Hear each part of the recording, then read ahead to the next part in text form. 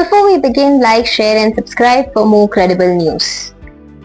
Ladakh is set to get easier access to the High Court, with the Union Cabinet approving a bench of the High Court of the Jammu and Kashmir in the Union Territory. Union Home Minister Amit Shah announced the decision on August 20th. He said the move would reduce travel and waiting time for people in remote parts of Ladakh seeking legal services. Shah said the Modi government remained committed to Ladakh's all-round development and to providing constitutional safeguards to the Union Territory. The decision comes 6 years after the centre's major constitutional changes in Jammu and Kashmir.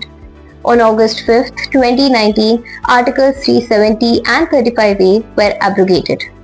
The erstwhile state was subsequently divided into two union territories, Jammu and Kashmir with the legislature and Ladakh without one. The High Court bench is expected to make judicial services more accessible to people across Ladakh. The announcement also comes after the Union Cabinet approved two infrastructure projects on August 19th aimed at improving connectivity and supporting economic growth.